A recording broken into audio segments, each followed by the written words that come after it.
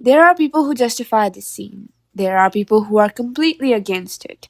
Then there might be some people who don't even know that Jinshi have choked Maomao. If you fall into the last category, this video will be very entertaining to you because I'm going to be talking about what led to Jinshi acting this way, how Maomao got out of this situation, and what comes after it.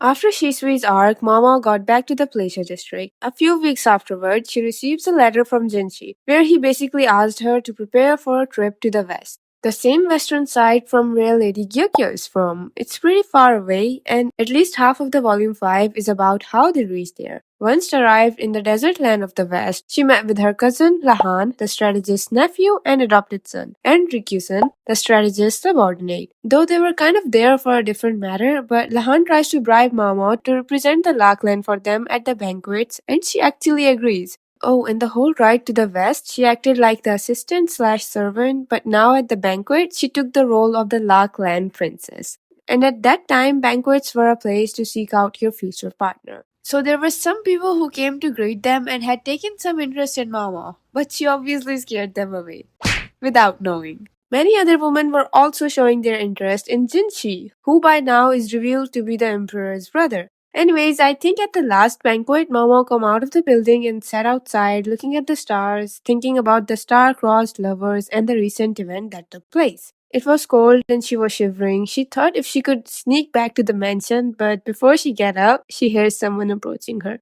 Yep, that was Jinshi. Your honored cousin is looking for you, he told her. It's perfectly alright to just ignore him. So she wasn't the only one who fled. Don't you have more work to do? She asked. Are you hoping I'll drop dead from sheer overwork? He questions in return. Perish the thought, she replies. Jinshi, who had indeed dodged away from his responsibilities, didn't seem to think her answer was entirely sincere. He sat down beside her on the wooden bench and they talked about work. Well, it was mostly Jinshi giving her his insight while she was having her own monologue in her head, lost in her mind, speaking only few words. Hey, don't just go quiet, Jinshi said after a moment. He should have known very well by now that Mama rarely starts a conversation, but he still decides to sit with her. He should stop slacking and get back to work already, she thought. And at the same time, Jinshi said, I suppose you're wishing I would just go back to work. Me, sir? Never, she denied straight up. There are times when he knows her too well, and it kind of makes me chuckle at how Mama have to try extra hard to not make faces when he's around. With a serious look, he tells her if he go back, he would either have to work or he would be mobbed by women. However, he thinks that those women are after the imperial blood, whereas Mamo thinks that at least half of it is because of his looks. Don't say that, Jinshi frowned as if he'd eaten a very unpleasant bug. But for some reason, even though he possessed outwardly beauty, he seemed to have some kind of inferiority complex about it.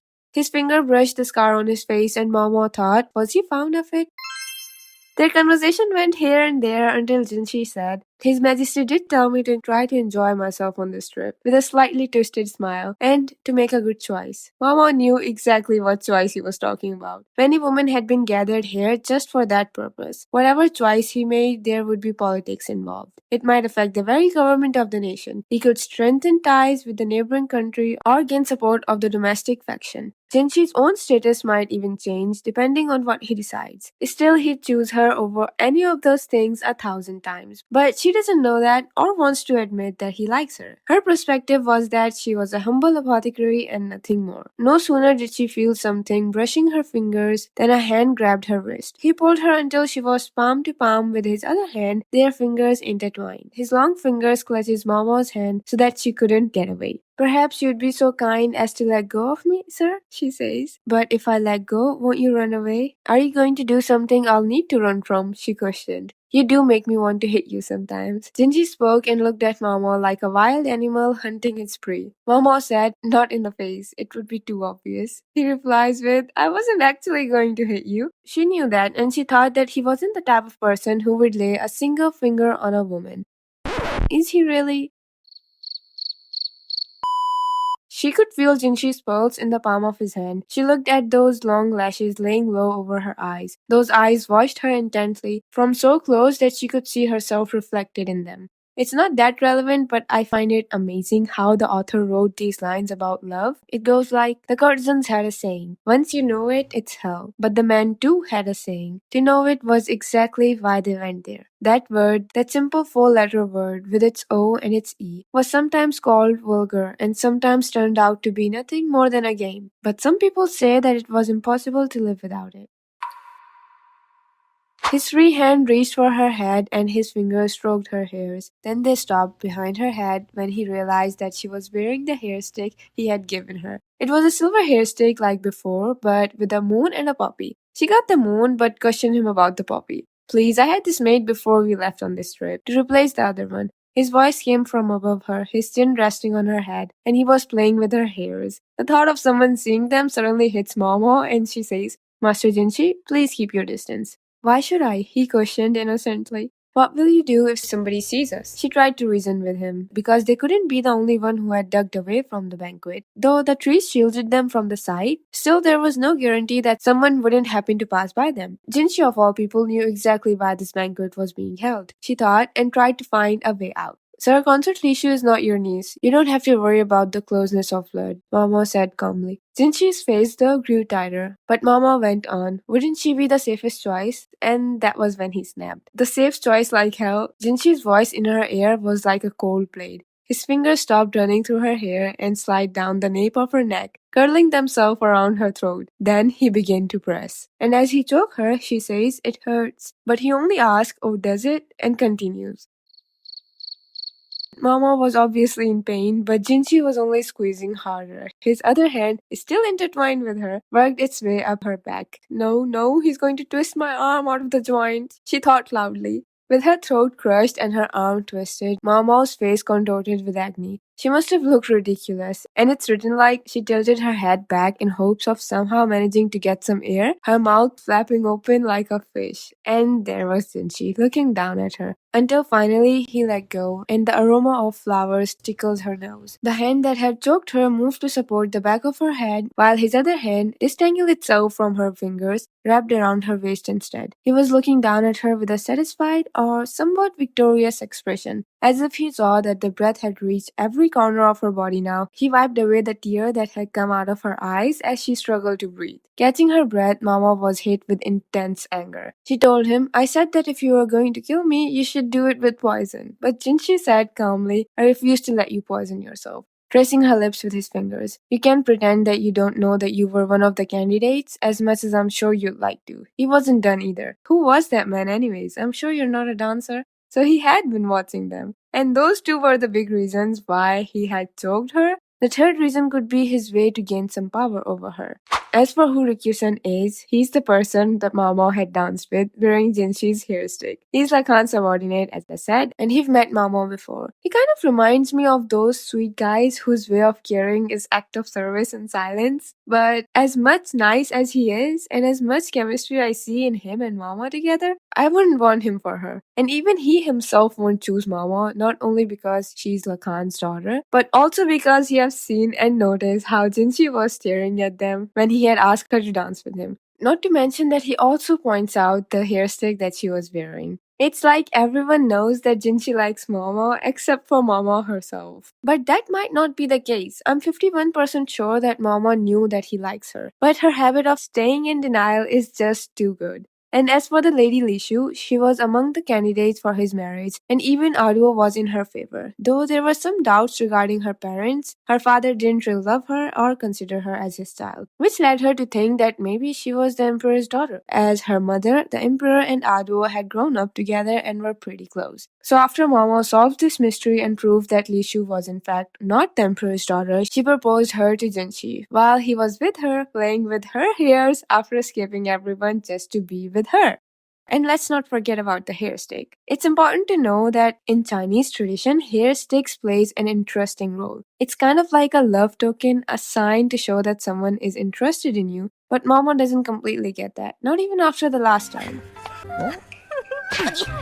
But I'd be mad too if my crush were the gift I gave them and then spent time with someone else, or in this case, danced with someone else. Still, this isn't a way of communicating. People who justify it says that Maomao is a masochist too, and that's the only way to deal with her, considering that she provoked him on purpose, knowing his reaction are always a bit dramatic. And the people who are completely against it mostly say that it could be a bad influence, as some people forget that this is just a fictional story. But it's also a fact that it covers a lot more mature and darker stuff than this. However, it still doesn't justify him choking her. I can't decide which side to be on, so I'm in the middle, but you tell me your honest thoughts about this. Anyways, back to the story. She told him that she danced with Rikyu-san to pay off the tasty last drink that he had given her. It didn't cost much, she says, and tried to look away. But with his hand on her head, she really couldn't. Her brain was thinking fast, trying to come up with any excuse out of this situation. Exactly what use do you think I could be to you? She asked, not understanding why he was so fixated on her. Han accompanied you, didn't he? That's what everyone else will see. He replied, and as I said, she was attending as a La clan princess here. And the La family was unique among the named clan, as they had no faction at the court, making Maomao a safe choice in her own way. But the problem would be with her father, the strategist, the freak with the monocle. You'd make an enemy of you-know-who, she says. Didn't she get who she was talking about? And shivers. But it quickly passed, and he gets back to being his pushy, uncontrollable self again. We were going to continue things later, weren't we? He said, and Mama found herself pinned again. He was pushing her down on the bench, his hand in her hairs. She saw his eyes, that feral look. His eyes, they shine brighter than any star, and yet there was a little darkness to them. He is literally the guy who had everything in life, and yet sometimes he seemed to hunger for something that he struggled to satisfy. Why can't he pick someone else? The word came into Mama's mind. There had to be someone out there who could give Jinshi what he was seeking. There were certainly plenty who wanted to. Why did he need to go out of his way to pick a creature who lacked exactly that desire? Mama wanted to run, but those eyes, the eyes of an untamed dog, weren't going to let her escape. He was going to hunt her down, all in pursuit of something that wasn't even there. She looked back at him with empty eyes like a puppet or a doll. Her thoughts goes back to what her sister Pyrene had said, and just then and there, Mama took on a more professional attitude. Her sisters have taught her a lot of techniques, and one of them were for a situation like this too. They had made her perform it too many times until it becomes an instinct for Mama. So let it be said that Mama could not be held responsible for what she was about to do. Meaning what? Meaning Mama swallowed the saliva in her mouth with a heavy gulp, and she slid closer to him. At first, his expression was a mixture of surprise and happiness, but it didn't last long. Soon, his body responded with gentle spasm, and his grip on Mama loosened. To say again, none of this was Mama's fault. This was beyond her control. I know it's only fictional story, but this part of the scene was a bit sad to read because of not only how Jinshi acted, but also how Mama felt helpless, leaving her with little to no choice but to take the wheel and crash the car. Some people think that she kissed him by choice and was okay afterward, while I think that she stayed mad at him for quite a while, to a point of not wanting to put his hair stick in her side while she lays in her bed to sleep. Of course, she gets better with time and probably even forgives him after he tickles her and gives her a velvet antar in the later volume. And as for Jinshi, let's just say he faced defeat in the worst possible way. At first, he felt disappointed, relief, and then regret. Mama had left him afterward with the excuse that she had heard Lahan calling for her. And later he stays in his room on the couch, thinking back to what just happened as his fingers brushed against his lips. He thought about how his partner was well within her comfort zone. She never blushed nor looked away in embarrassment, only stared calmly, coldly down at the man beneath her, then licked her lips. He realized that she wasn't savoring the afterglow, but simply eliminating all traces as if it had never happened. She was on top of him and her hand was placed over his heart. She could feel his heartbeat, but he couldn't feel hers. What did she think? Feeling the way it raced and pounded, he had thought. It was obvious at a glance. The wind caught in her hair, sending ripples through it. Her eyes narrowed and she looked at him with a smile. My, done already? She seemed to ask, although she never said anything. Her smile made it clear how much she still had left in her. It meant he had lost. I wish we could get more Jinshi's point of view. And I do get him too, cause one of you said that the way he's raised, he think of love as something to conquer, something to win. He thinks love comes from power, and that's why he's always trying to overpower her. For people who haven't read ahead of the volumes, I would say don't hold these scenes against them. They get so much better in the later volume. And I also wanted to add Basin and Jinshi's scene, but it's already such a long video. So if you want to read what happened later, after Basin asked Jinshi to practice practice with him, featuring a very big misunderstanding, you can read the light novel 6. It starts from Jinshi's point of view. And if you don't like reading, I'm planning to make a video of my favorite scenes from the Apothecary Diaries volume 5 and 6. You can watch that later. Till then, take care of yourself and goodbye. No, you'll never be the same. I don't really wanna hurt you, but I can't control the pain. If you're sticking by my side, maybe we could be okay. Okay, maybe you could be the change.